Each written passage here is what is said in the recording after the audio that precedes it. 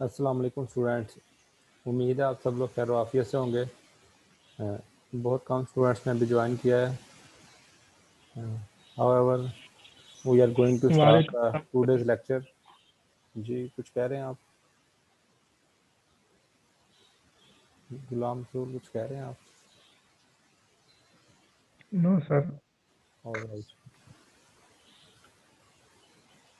मैं आप लोगों के साथ स्क्रीन शेयर करता हूँ।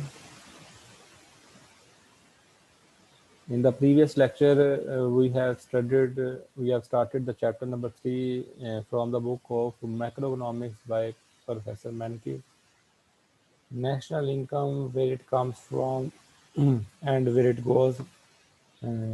We have studied the circular flow of national income for the three sector economy in the previous lecture, and we have also studied the topic what determines the total production of goods and services.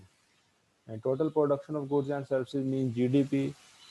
So we have studied that the factors of production and production function jointly determines the total production of goods and services means GDP. Furthermore, we have also studied that how is national income distributed to the factors of production. तो factor of production के दरमियान जो है वो national income को कैसे distribute किया जाता है. It is distributed according to their factor prices, and we have also seen that how factor prices are determined. Factor prices are determined with the help of factor demand and factor supply. Then we have studied that the decision facing the competitive firm जो है वो कैसे decision लेती है कि कितने firms को जो है वो लेबर सेलेक्ट करनी चाहिए जॉब के लिए, कितनी एम्प्लॉयमेंट अपॉर्चुनिटीज जनरेट करनी चाहिए, and it will be decided by analysing marginal product of labor, or you can say that it can be analyzed by seeing value of marginal product of labor. Value of marginal product of labor, you can say that marginal product of labor multiplied by price of the commodity. जो उसने produce किया है marginal product, मतलब जो additional labour ने produce किया है, जो हम हायर करने जा रहे हैं, जो उसने प्रोड्यूस किया है उसकी अगर वैल्यू देखें तो उस वैल्यू को हम उसकी रियल वेज से कंपेयर करते हैं.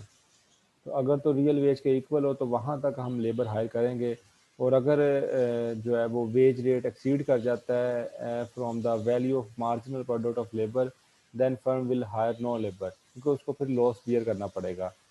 और अगर value of marginal product of labour is greater than the wage rate, then firm will hire more labour. और इसकी ग्राफिकल प्रेजेंटेशन भी हमने देखी थी. Today we are going to start the next topic, that is what determines the demand for goods and services.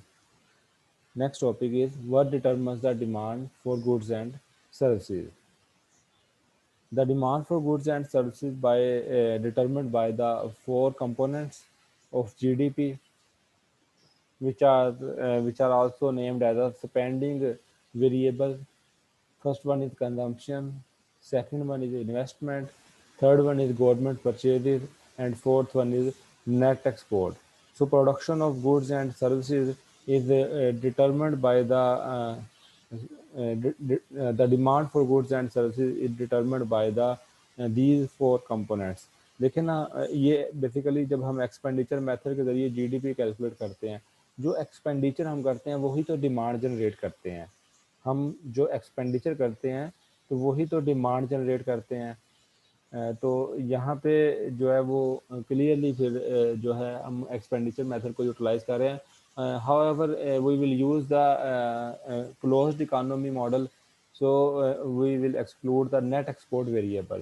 So in a closed economy, GDP is equal to Y is equal to C plus I plus G. So first one is consumption. इनको explain करते हैं हम इन components को, because these components determine the overall demand for goods and services in the economy. First one is consumption. Consumption obviously जो है वो disposable income पे depend करती है। C is equal to C not plus C Y D, जिसमें C not जो है वो ऑटोनोमस कंजम्पशन कहलाता है, और स्मॉल सी वाई डी जो है, स्मॉल सी जो है वो एम पी सी कहलाता है, और वाई डी जो है वो डिस्पोजेबल इनकम कहलाता है। Y D means disposable income, income after paying taxes is called disposable income. Income after paying taxes is called disposable income. YD is equal to Y minus T। तो consumption जो है वो disposable income पे depend करती है। और ये जो सी वाई डी है ये इसका इंड्यूस्ड कंजम्पशन कहलाता है कंपोनेंट। कंजम्पशन दो तरह की हो सकती है, ड्यूरेबल गुड्स पे भी हम अखराजात करते हैं और नॉन ड्यूरेबल गुड्स भी परचेज करते हैं। Durable goods are non perishable goods, जो आपने एक दफ़ा परचेज कर ली उनकी लाइफ जो है वो लॉन्ग टर्म है, लंबे अरसे तक चलेंगी। लाइक ऑटोमोबाइल है, रेफ्रिजरेटर है, आपका लैपटॉप है, and so on the other hand हम नॉन ड्यूरेबल गुड्स भी परचेज करते हैं। Non durable goods are perishable goods, ऐसी गुड्स एंड सर्विसेज जिन्हें आपको बार बार परचेज करना पड़ता है, लाइक फूड आइटम्स वगैरह, उनकी लाइफ जो है वो शॉर्ट टर्म होती है। So this is the consumption function. यहाँ पे इंड्यूस कंजम्पशन मेंशन है। ऑटोनोमस कंजम्पशन क्योंकि इंटरसेप्ट होता है, कुछ स्टडीज उसको हाईलाइट करती हैं, कुछ नहीं करती, कुछ उसकी इंपॉर्टेंस को हाईलाइट करती हैं, कुछ नहीं। जैसे मैकॉनल ग्रुप में आपने देखा था कि ऑटोनोमस कंजम्पशन को हाईलाइट किया गया था, इंटरसेप्ट होता है। तो अगर इकोनोमेट्रिक्स में भी देखें तो इंटरसेप्ट की वैल्यू है, लेकिन कुछ कंसीडर करते हैं, ज़्यादा कुछ नहीं economically. So C is equal to C naught, यहाँ पे वो जो इंटरसेप्ट है वो नहीं मौजूद, और फिर है C Y D. This C is M P C, जहाँ पे कर्सर मौजूद है, this C is M P C, और फिर वाई डी की जगह लिखा है Y minus T, because income after paying taxes is called disposable income.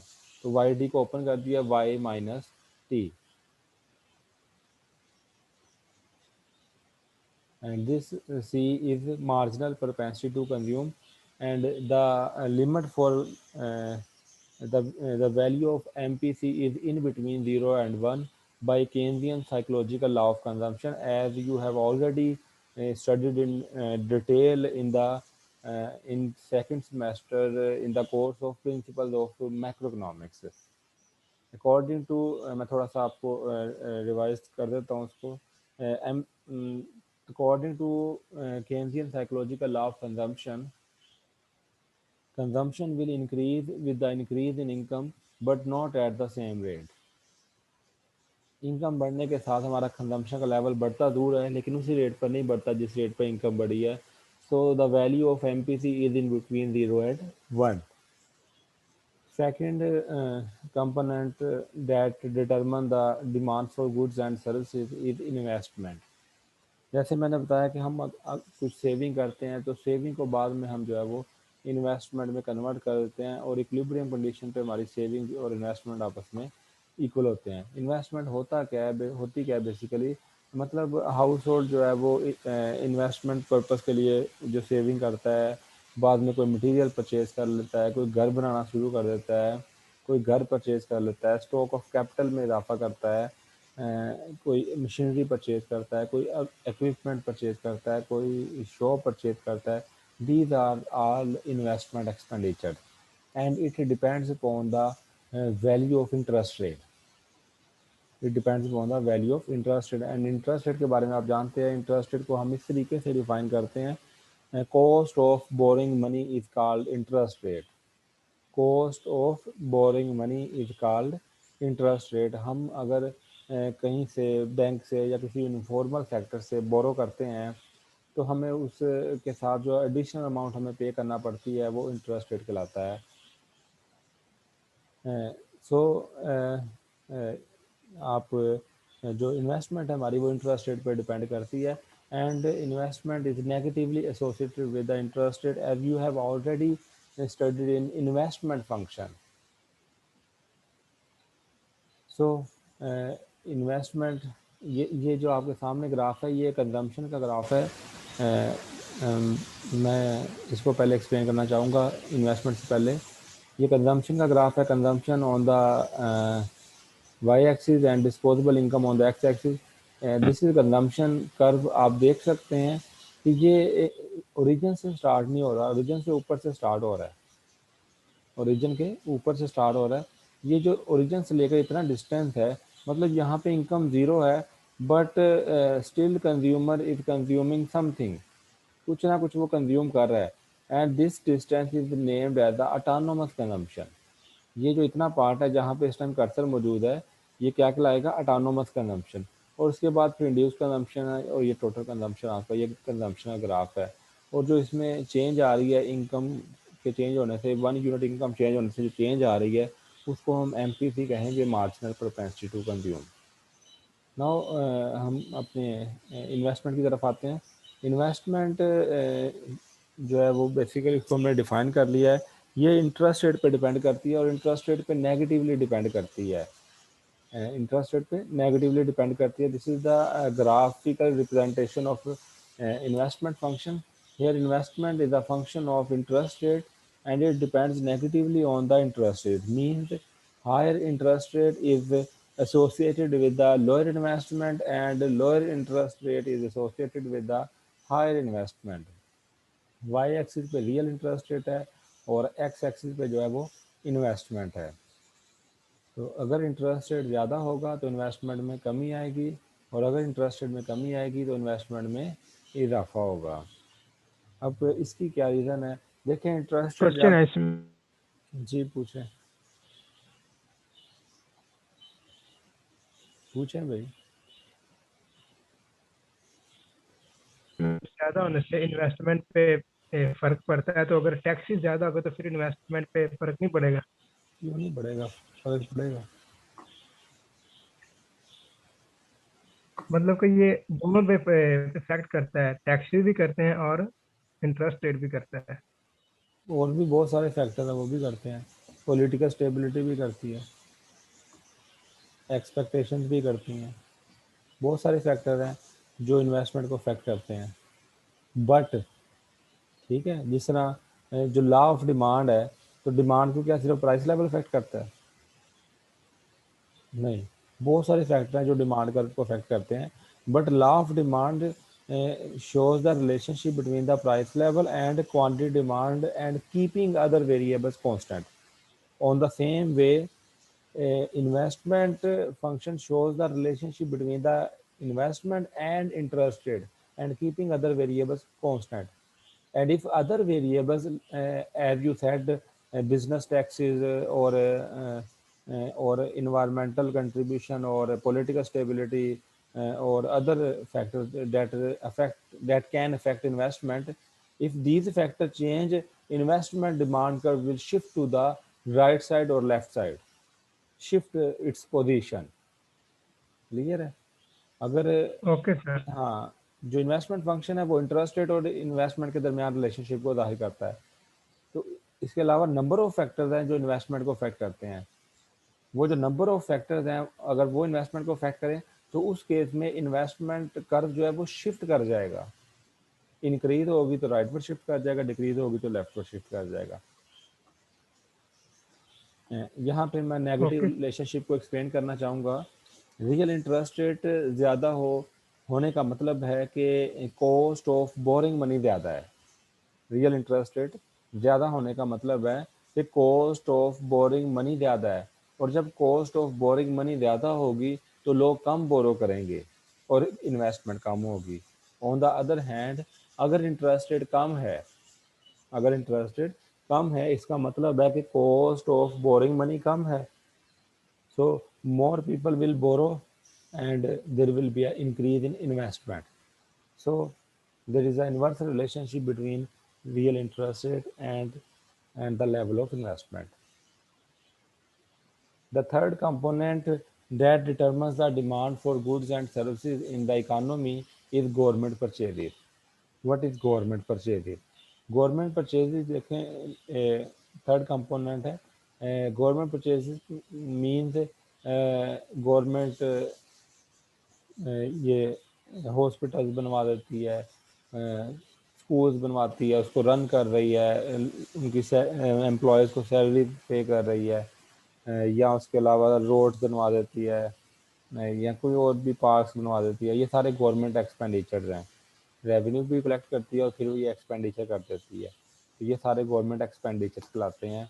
तो ये भी जो है डिटरमिन करते हैं demand for goods and services को।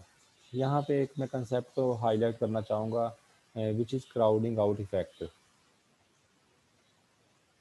यहाँ पे मैं कंसेप्ट को हाईलाइट करना चाहूँगा which is crowding out effect.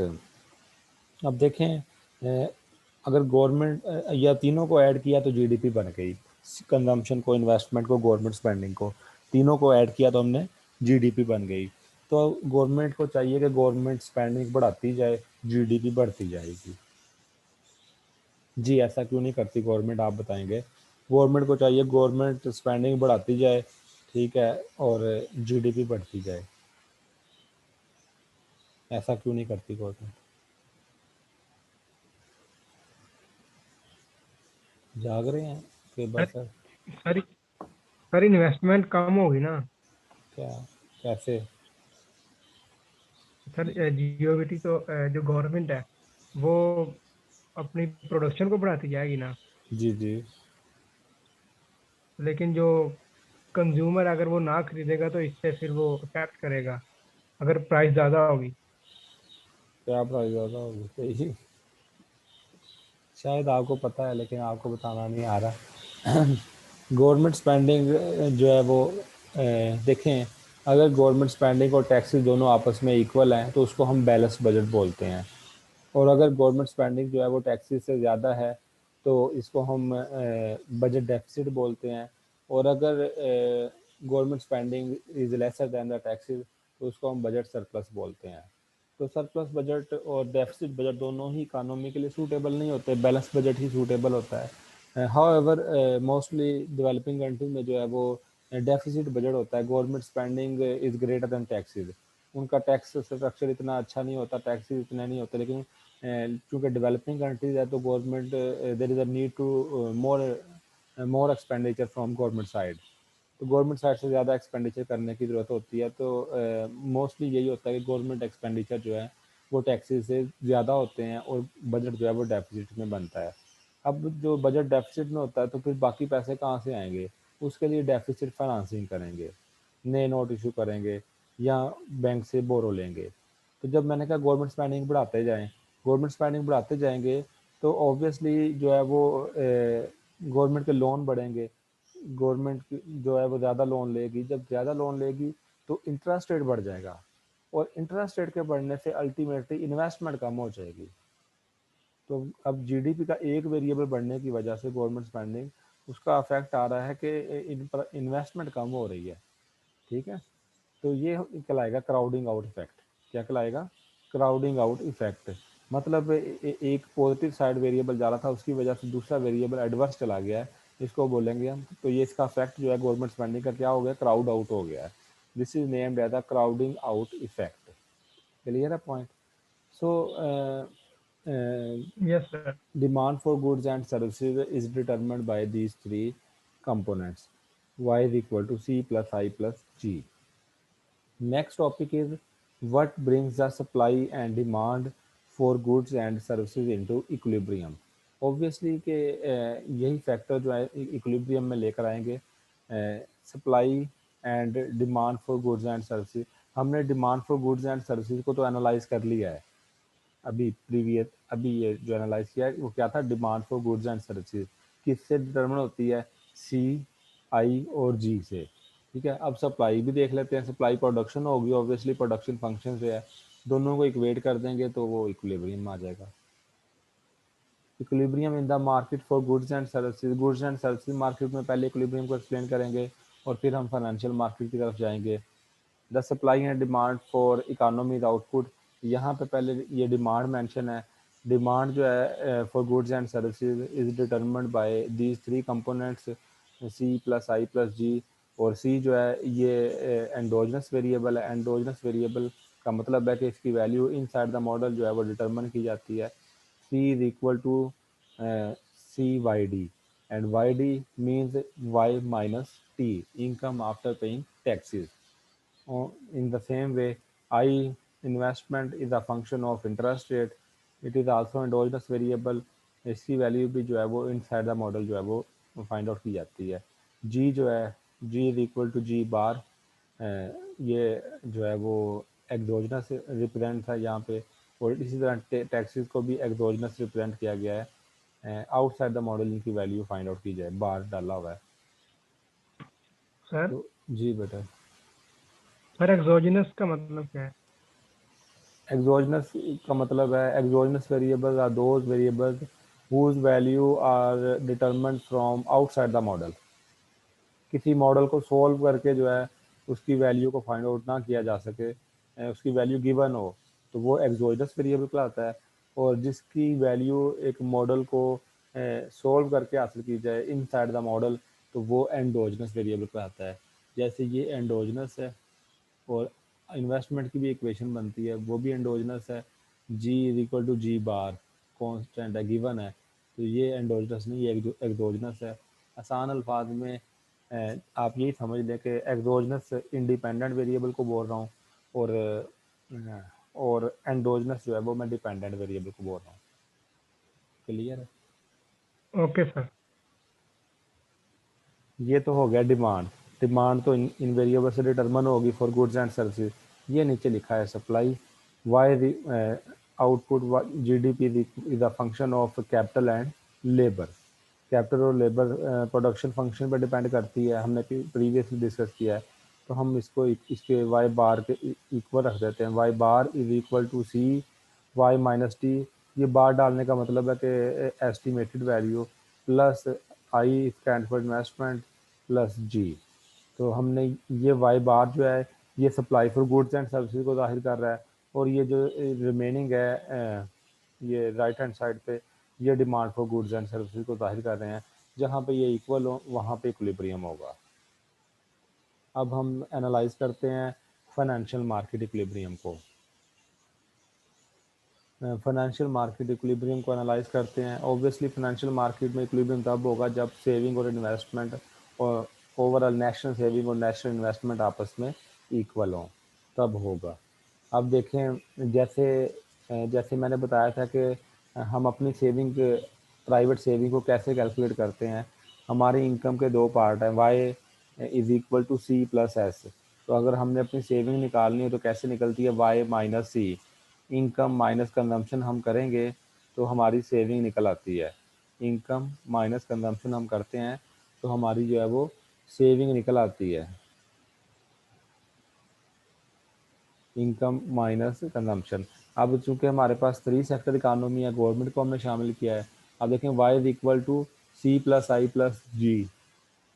अब देखें उसमें हमने उसको सी और जी को लेफ्ट साइड पे ले आए हैं, तो Y minus C minus G that is equal to आई।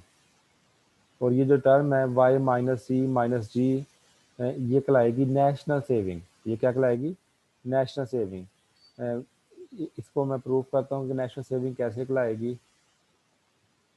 देखें ये इसी को ही हमने इस तरीके से लिखा है दोबारा। इसमें से टी को सब्ट्रैक्ट भी किया है और ऐड भी किया है।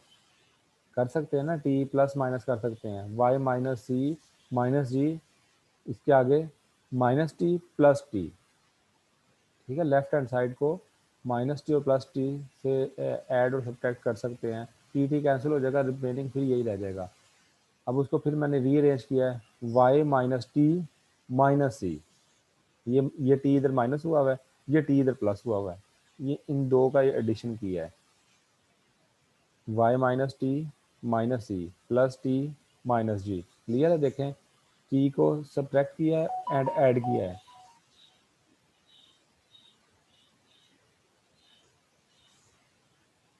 क्लियर है बेटा? Yes sir. तो ये जो y माइनस टी जो है ये डिस्पोजेबल इनकम कहलाता है। y माइनस टी क्या कहलाता है? Disposable income. इसमें से कंजम्पशन निकाल ली तो ये बन गया है प्राइवेट सेविंग। ये पहले वाला पार्ट क्या कहलाएगा? Private saving. y minus T minus C ये कहलाएगा प्राइवेट सेविंग। और ये t minus G, taxes minus government spending, और ये कहलाएगा गवर्नमेंट सेविंग, पब्लिक सेविंग। ये दूसरा पोर्शन क्या कहलाएगा? Public saving. और ये दोनों क्या कहलाएंगी? National saving.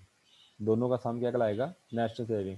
ये पहले वाला कंपोनेंट क्या है, प्राइवेट सेविंग, और दूसरे वाला क्या है, पब्लिक सेविंग, और टोटल ये कराएगा नेशनल सेविंग। तो उसको ऐसे लिख दिया, नेशनल सेविंग जो है जब वो नेशनल इन्वेस्टमेंट के इक्वल होगी तो इसको हम बोलेंगे कि ये फाइनेंशियल मार्केट इक्विलिब्रियम है। आप देख सकते हैं कि वैल्यूज प्लग की हैं, सी की वाई माइनस टी माइनस जी, और ये इन्वेस्टमेंट है।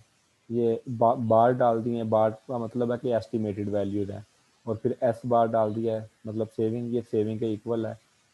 तो और ये इन्वेस्टमेंट आ गया। तो left hand side right hand side के इक्वल होनी चाहिए फाइनेंशियल मार्केट इक्विलिब्रियम के लिए, मतलब national saving must be equal to the national investment.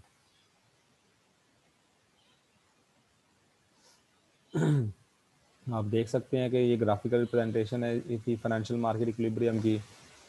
Financial market equilibrium की ग्राफिकल रिप्रेजेंटेशन है। वाई एक्सिस पे रियल इंटरेस्ट रेट है और एक्स एक्सिस पे जो है वो इन्वेस्टमेंट सेविंग है। सेविंग ये जो ग्राफिकल प्रेजेंटेशन है दो तरीकों से होगी, दोनों हम करेंगे।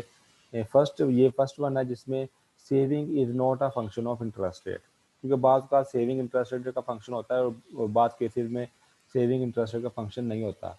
तो ये फर्स्ट केस है जिसमें saving is not a function of interest rate. देखें इंटरेस्ट रेट बढ़े या कम हो उसका सेविंग पे कोई इम्पैक्ट नहीं हो रहा। Saving curve is vertical slope, जबकि इन्वेस्टमेंट डिमांड कर्व सेम है, नेगेटिवली स्लोप। इंटरेस्ट रेट बढ़ेगा इन्वेस्टमेंट कम होगी, और इंटरेस्ट रेट कम होगा तो इन्वेस्टमेंट बढ़ेगी। और जहाँ पे सेविंग, ये नेशनल सेविंग और इन्वेस्टमेंट आपस में इक्वल हो, वो इक्विलिब्रियम इंटरेस्ट रेट कहलाएगा, और यहाँ पे फाइनेंशियल मार्केट इक्विलिब्रियम होगा। क्लियर है पॉइंट? Yes sir. ये फर्स्ट केस पड़ा जिसमें सेविंग जो है that is not related with the interest rate. ठीक है, इसमें हम चेंजेस कैसे आ सकती हैं? Let's suppose there is change in fiscal policy and increase in fiscal policy का मतलब है कि गवर्नमेंट स्पेंडिंग चेंज हो जाना या टैक्सेस चेंज होना। And increase in government purchases, let's suppose government purchases में इजाफा होता है। यहाँ पे क्राउडिंग आउट भी मेंशन है, ये देखें क्राउड आउट, जो मैं ऑलरेडी एक्सप्लेन कर चुका हूँ। अगर इन्वेस्टमेंट में अगर सॉरी गवर्नमेंट स्पेंडिंग में इजाफा होता है, गवर्नमेंट स्पेंडिंग में इजाफा होने का मतलब है कि government adopted expansionary physical policy. जब गवर्नमेंट स्पेंडिंग में इजाफा होगा तो ओवरऑल सेविंग में कमी आएगी, नेशनल सेविंग में कमी आएगी। नेशनल सेविंग में कमी आने से सेविंग कर्व जो है वो लेफ्ट पर शिफ्ट हो जाएगा, which would cause increase in interest rate. अब देखें ना वो जा रहा है, ये क्राउड आउट बन रहा है जो मैं ऑलरेडी एक्सप्लेन कर चुका हूँ। गवर्नमेंट स्पेंडिंग में इजाफा होगा, गवर्नमेंट स्पेंडिंग में इजाफा होने से नेशनल सेविंग में कमी आई, नेशनल सेविंग में कमी आई जिससे इंटरेस्ट रेट में इजाफा हो गया, और इंटरेस्ट रेट में इजाफा होने से इन्वेस्टमेंट में कमी आ जाएगी। इंटरेस्ट रेट में इजाफा होने से इन्वेस्टमेंट में कमी आ जाएगी, ये देख लें ये कमी आ रही है। ठीक है, this is named as a crowding out effect. Clear है पॉइंट बेटा? किसी को कंफ्यूजन है तो पूछ सकता है। सर क्लियर है। और अब ये इसी तरह डिक्रीज इन टैक्सेस भी मेंशन है, वो भी आप कर सकते हैं, केस आप खुद स्टडी कर सकते हैं। अब दूसरा है कि अगर सेविंग की बजाय इन्वेस्टमेंट चेंज हो जाए, investment demand, obviously investment demand में इजाफा होगा, इन्वेस्टमेंट डिमांड कर जो है वो राइट वर्ड शिफ्ट करेगा, which cause increase in interest rate. ये सेम वैसे है, किसी कमोडिटी की डिमांड में इजाफा होता है तो उसकी प्राइस बढ़ जाती है। इसी तरह अगर इन्वेस्टमेंट डिमांड में इजाफा होगा तो फिर जो है वो रियल इंटरेस्ट रेट जो है वो बढ़ जाएगा। और and vice versa is also true कि अगर इन्वेस्टमेंट में कमी आती है तो इंटरेस्ट रेट में भी कमी आ जाएगी। Now read out the second case when saving is a function of interest rate. मैंने बताया कि हम जो पीछे केस स्टडी किया है उसमें था कि saving is not a function of interest rate, लेकिन in some cases saving is a function of interest rate, saving is a function of interest rate. और ये पॉजिटिव रेट ऐसे है, देखें अगर इंटरेस्ट रेट ज़्यादा होगी तो मैं ज़्यादा सेविंग करूँगा, ज़्यादा पैसे बैंक में रखूँगा। मेरी कोशिश होगी मैं कंजम्पशन कम से कम करूँ, ज़्यादा पैसे बैंक में पड़ रहे ताकि उस पर मुझे इंटरेस्ट रेट मिलता रहे। और इसी तरह अगर इंटरेस्ट रेट कम है तो फिर मैं पैसे बैंक में भी कम ही रखूँगा, क्या बार बार बैंक के चक्कर लगाने हैं, पैसे भी बैंक में कम ही रखूँगा और कंजम्पशन या इन्वेस्टमेंट खुद करता रहूँगा। ठीक है, तो इस केस में जो है सेविंग जो है वो इंटरेस्ट रेट पे पॉजिटिवली डिपेंड करती है, जबकि इन्वेस्टमेंट जो है वो नेगेटिवली डिपेंड करती है। ये इक्विलिब्रियम है ए पॉइंट पे। नाउ कि ये इक्विलिब्रियम कैसे इफेक्ट होता है। Let's suppose an increase in investment demand, अगर इन्वेस्टमेंट डिमांड में इजाफा होता है किसी भी फैक्टर की वजह से, इन्वेस्टमेंट के बहुत सारे फैक्टर हैं ना, लाइक बिजनेस टैक्सेस का कम हो जाना, कोई पॉलिटिकल स्टेबिलिटी मिलना, कोई पॉलिटिकल इंसेंटिव मिलना, कोई इन्वायरमेंट, या आपको बहुत एक्सपेक्टेड रिटर्न नज़र आ रहे हों, बहुत सारे फैक्टर हैं which cause increase in investment demand.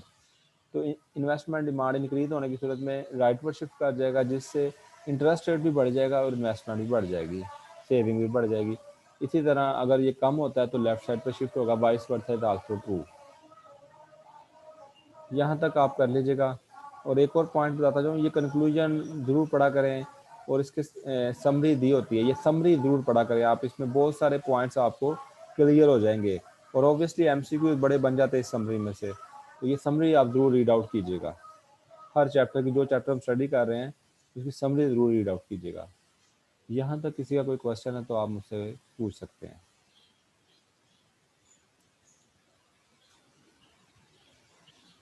Clear है सर। बहुत कम स्टूडेंट्स ने ज्वाइन किया है। गुलाम रसूल, ज़रा पार्टिसिपेंट्स का स्क्रीनशॉट लेके ना ग्रुप में सेंड कर देना। Only 6 members have join. मुझे पता है कि रोज़ा रखते हैं बच्चे, फिर सो जाते हैं और फिर 10 बजे जाके उठते हैं, लेकिन फिर भी क्लासेस भी तो लेनी है ना, आप लोग थोड़ा पंक्चुअलिटी जो है वो इख्तियार करें। However I will upload the lecture, ताकि जो स्टूडेंट्स एब्सेंट है वो भी इसको जो है वो सुन सकें और कर सकें, प्रिपेयर कर सकें। जी, आप कुछ पूछना चाह रहे हैं गुलाम रसूल? सर वो एक लेक्चर आपने पिछला जो है ना वो अपलोड किया था और एक नहीं किया था, दो हुए थे ना, मतलब कि एक दफा क्लास एंड हो गई थी, दोबारा फिर ज्वाइन की थी। तो हो सर सकता आपने है ना वो एक रिकॉर्डिंग नहीं हुई होगी, अदरवाइज मैं कर देता तो होता हूँ। वो रिकॉर्डिंग मिसिंग हो गई होगी, कन्वर्जन नहीं हो रही थी शायद मुझसे, हाँ कन्वर्जन नहीं हो रही थी उसकी, तो वो मुझसे नहीं हो सका था सेंड। हो जाता है ऐसा कभी कभी। Okay sir, thank you. आज के लिए इतना ही काफ़ी है, यहाँ तक आप प्रिपेयर कर लीजिएगा। Thank you student, stay blessed, अल्लाह हाफिज़। अल्लाह हाफिज़।